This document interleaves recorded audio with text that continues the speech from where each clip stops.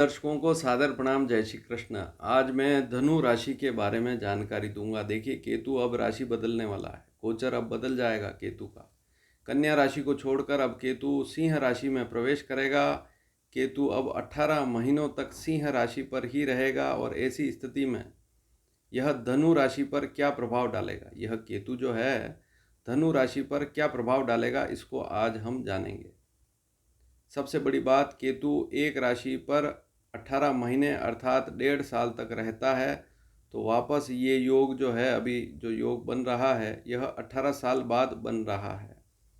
केतु धनु राशि से नवम भाव में गोचर करेगा। चंद्र कुंडली खोलकर देखें, अगर धनु राशि है तो चंद्र कुंडली के पहले भाव में 9 का अंक लिखा हुआ होगा, वहाँ पर चंद्रमा लिखा हुआ होगा, और नवम भाव में 5 का अंक लिखा हुआ होगा।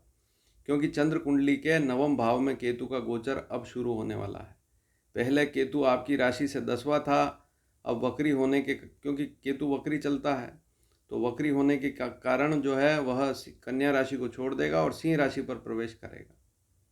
ये स्थिति बनने वाली है 18 मई 2025 को रात्रि 7:30 बजे, और फिर यह स्थिति 18 महीनों तक चलेगी, 5 दिसंबर 2026 तक। पूरा काल आपके सामने है, 1.5 साल 18 महीने। तो बहुत बड़ी स्थितियां यहाँ बनने वाली है, बड़े बदलाव के संकेत हैं। अभी से तैयारी कर लें।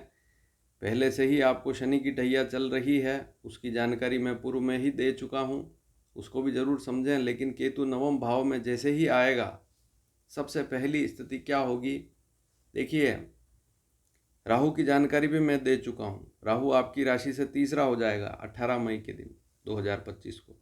वह भी 18 महीने तक चलेगा, तीसरा राहु। वह वीडियो भी ज़रूर देखें। लेकिन केतु नवा जैसे ही होगा, बड़े बड़े क्लेश जो हैं समाप्त हो जाएंगे।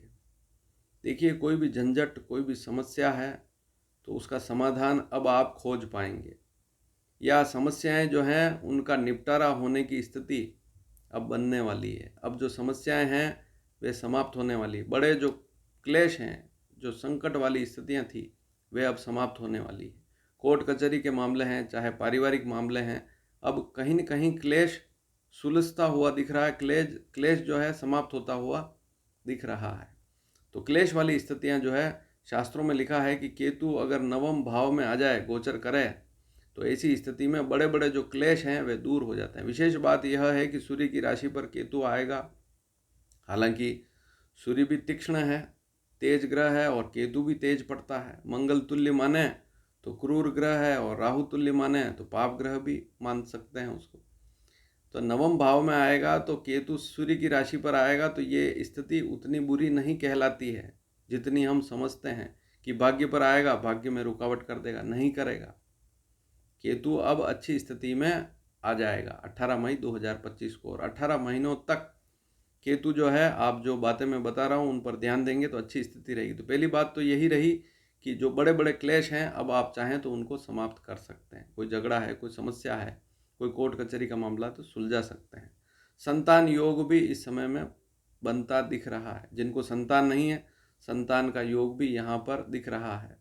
सबसे बड़ी बात, देखिए, कुंडली में हम नवम भाव देखते हैं, और नवम भाव जो है वह भाग्य का भाव है, धर्म से जुड़ा हुआ भाव है। धार्मिक स्थिति, अगर किसी व्यक्ति की धार्मिक स्थिति देखनी है तो पंचम भाव से भी देखते हैं, और नवम भाव से देखते हैं, लग्न से भी देखते हैं, और नवम से नवम पंचम भाव तो है ही। तो जो नवम भाव है, नवम भाव में अगर केतु आ जाए तो ऐसी स्थिति में व्यक्ति मंत्र साधना भी करता है, और जो व्यक्ति पहले से ही मंत्र जापता है या पूजा पाठ करता है, उनके लिए तो बहुत अच्छी स्थिति अब बनने वाली है। दान पुण्य में रुचि बढ़ेगी, धर्म पुण्य करेंगे, दान पुण्य करेंगे। इसके अलावा और क्या हो सकता है, धार्मिक यात्राएं हो सकती है, तीर्थाटन हो सकता है, तीर्थ यात्राएं अब हो सकती है। और अब शरीर पर भी थोड़ा सा ध्यान देंगे, शरीर अच्छा रहे, योगासन करना, योग करना, प्राणायाम करना, व्यायाम करना, इस केतु से बन सकता है।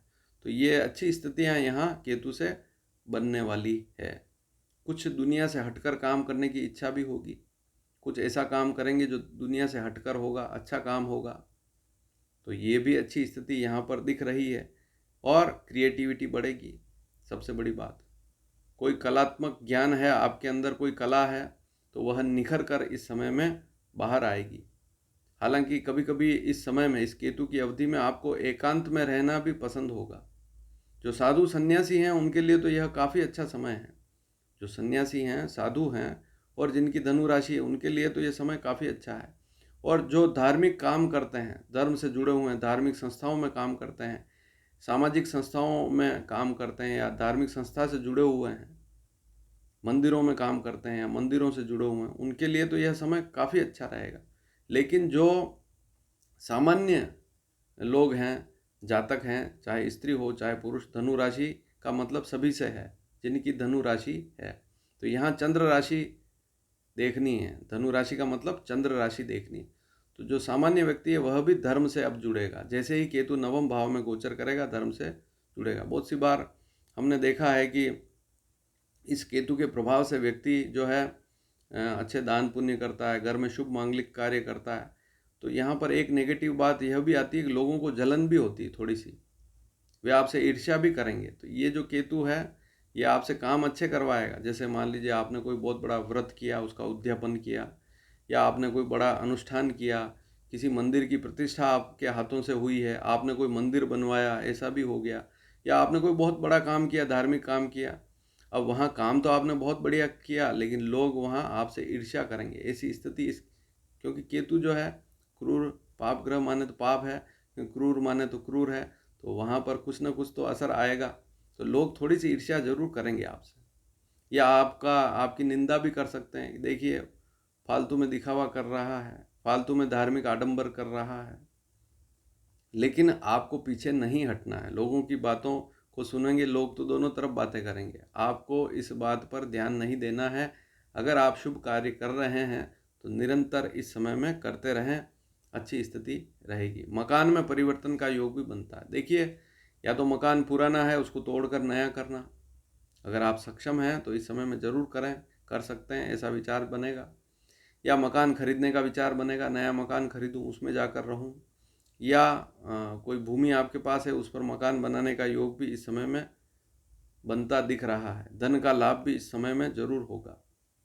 कामकाज अच्छा चलेगा, कोई दिक्कत वाली बात नहीं। केतु तो लाभ आपको जरूर देगा। और घर में शुभ मांगलिक कार्य होंगे, जैसे विवाह है, यज्ञोपवीत संस्कार है, या घर में और कोई हवन है, आप करवा सकते हैं। इस प्रकार की स्थितियां यहाँ पर जरूर बनेंगी। लेकिन बात वही है, आप बड़े अनुष्ठान करेंगे, लोगों को, रिश्तेदारों को बुलाएंगे, भोजन पर आमंत्रित करेंगे, तो वे मन ही मन में आपसे ईर्ष्या करेंगे, या बाद में पीठ पीछे आपकी बुराई जरूर करेंगे इस केतु के प्रभाव से। लेकिन आपको घबराना नहीं है, आप अपने काम को निरंतर करते रहें।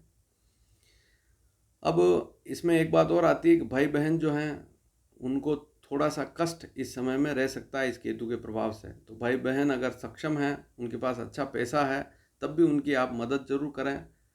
आर्थिक मदद तो क्या करेंगे, अगर उनके पास अच्छी संपत्ति है तो कोई दिक्कत वाली बात नहीं। लेकिन अगर वे आर्थिक रूप से संपन्न नहीं है, थोड़ी मदद करें उनकी। और शरीर में अगर व्याधि आ रही है, उनके शरीर में कोई बीमारी आ रही है, तो आप उनके पास जाएं, उनकी सेवा करेंगे तो आपके लिए भी ठीक स्थिति रहेगी। तो ऐसा करेंगे तो अच्छी बात है। और वैसे भी करेंगे, क्योंकि केतु नवम भाव में आएगा तो व्यक्ति जो है आध्यात्मिक हो जाता है, धार्मिक हो जाता है। दूर स्थानों से लाभ इस समय में आपको मिल सकता है, चाहे विदेश से मिले, चाहे किसी अन्य शहर से मिले। इंपोर्ट एक्सपोर्ट का काम करते हैं, या और कोई ऐसा काम करते हैं जैसे करेंसी एक्सचेंज का काम आप करते हैं, विदेशी मुद्रा का काम करते हैं, या विदेश से जुड़ा हुआ कोई काम करते हैं, या एक शहर से दूसरे शहर में कोई माल भेजना खरीदना, इस प्रकार का काम करते हैं, तो वहाँ पर भी आपको लाभ मिल सकता है। लेकिन इस समय में एक बात और ध्यान में रखें कि दिखावा ना करें। देखिए, धनु राशि वाले बहुत सारे लोग होंगे, सभी तो दिखावा करने वाले नहीं होंगे, लेकिन कुछ ऐसे भी हो सकते हैं धनु राशि वाले जो दिखावा करते हों।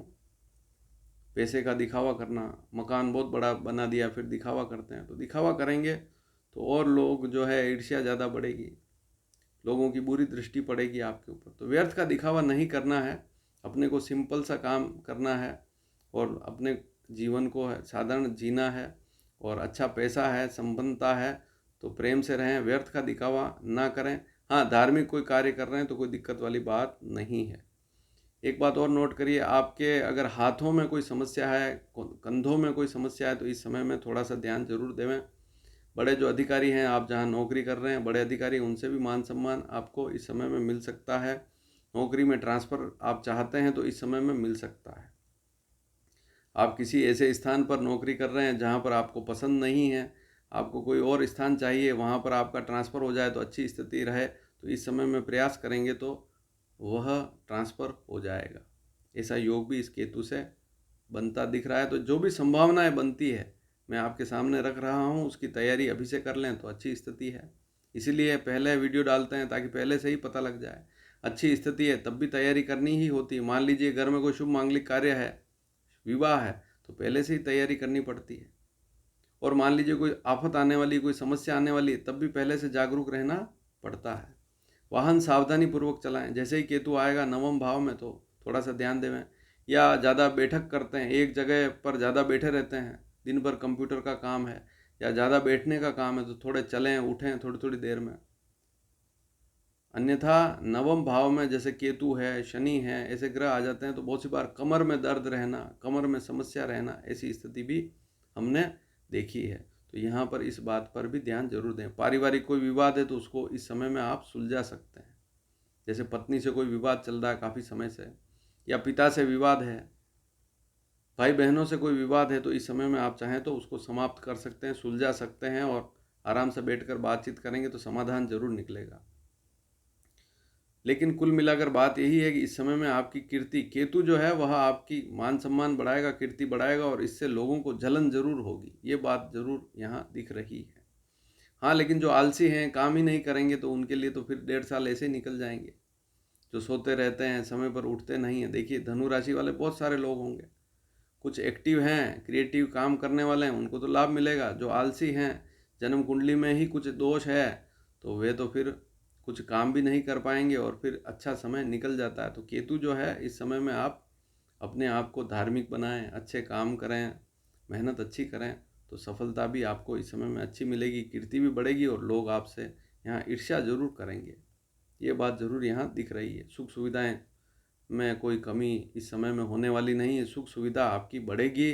जो भी इच्छित वस्तु आपको चाहिए इस समय में आपको अवश्य मिलेगी, और पैतृक संपत्ति का लाभ भी मिल सकता है। पिताजी से भी लाभ मिल सकता है। यदि पिताजी से आपने अच्छी बातचीत की या कोई विवाद है उसको सुलझाने की कोशिश की, पैतृक संपत्ति से संबंधित, मान लीजिए पिताजी नहीं है, भाई बहन है, तब भी आप परिवार के लोगों से अच्छी बात करेंगे इस समय में, और मिल बैठकर बात करेंगे, तो कोई समस्या है, पैतृक संपत्ति से संबंधित कोई समस्या है, उसका भी सुलटारा इस समय में हो जाएगा।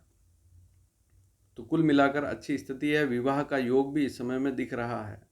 जिनकी भी धनु राशि है, ये जो 18 महीने हैं, केतु के 18 महीने, इसमें घर में शुभ मांगलिक कार्य होंगे तो आपका विवाह भी तो हो सकता है। तो विवाह के योग भी इस समय में बन सकते हैं। कोशिश करें, थोड़ा सा कहीं से रिश्ता आ रहा है, थोड़ा ध्यान देंगे तो सफलता अवश्य मिलेगी। चाहे लड़का हो चाहे लड़की, धनु राशि, चाहे लड़का हो चाहे लड़की, कोशिश करें। इस समय में कोई रिश्ता आ रहा है, थोड़ी सी भी बातचीत आगे बढ़ाएंगे तो रिश्ता भी पक्का हो जाएगा, और शादी के योग भी इस समय में। और अब इसमें सावधानियां क्या रखनी है, देखिए छोटी छोटी बातें हैं, उनको थोड़ा सा आप समझ लीजिए। कि जैसे एक तो मेहनत में बिल्कुल कमी ना करें। पहली बात, मेहनत में कमी करेंगे तो फिर दिक्कत रहेगी, क्योंकि देखिए धनु राशि वाले बहुत सारे लोग हैं, और अब मैं धनु राशि का फल बता रहा हूँ तो धनु राशि वाले सब समझ लेंगे कि सबका अच्छा ही होगा। कैसे होगा? यदि कुंडली में, क्योंकि एक ग्रह पर बात हो रही है, कुंडली में और भी ग्रह हैं, 8 ग्रह और बैठे हुए हैं, उनकी स्थितियां भी है, जन्मपत्री वाली स्थितियां भी है, उनको भी देखना पड़ेगा। हर व्यक्ति धनु राशि वाला एक जैसे स्वभाव का नहीं होता है, सबके अलग अलग विचार होते हैं, सबके काम करने के अलग अलग ढंग होते हैं। लेकिन जो व्यवस्थित काम करेंगे इस समय में, उनको दिक्कत नहीं आएगी, और जो स्थितियां मैंने बताई उन पर ध्यान देंगे तो अच्छी स्थिति रहेगी। इस समय में एक बात और नोट करिए, अजनबी लोगों से किसी भी प्रकार का लेन देन इस समय में ना करें। कोई मान लीजिए बड़ा प्रोजेक्ट है, उस पर काम कर रहे हैं, या मान लीजिए कोई घर में भी कोई इन्वेस्टमेंट कर रहे हैं, बड़ा इन्वेस्टमेंट कर रहे हैं जहाँ पैसा ज़्यादा लगा रहे हैं, तो वहाँ लेन देन करते समय ध्यान दें। अजनबी लोगों से लेन देन कर रहे हैं तो थोड़ी सावधानी ज़रूर रखें। इसके अलावा भगवान विष्णु का सहस्त्र नाम, विष्णु सहस्त्र नाम का पाठ करें, या आप सुन भी सकते हैं यूट्यूब के माध्यम से, तो वह भी आपके लिए काफ़ी अच्छा रहेगा। देखिए शनि ढैया, की जानकारी मैं दे चुका हूँ। उस वीडियो को भी इसी चैनल पर आप ज़रूर देखें, ताकि वहाँ क्या क्या स्थितियाँ मैंने आपके सामने रखी थी उसको भी आप समझ पाएंगे। और यह वीडियो भी आपको पसंद आए तो शेयर ज़रूर कीजिएगा। धन्यवाद। जय श्री कृष्ण।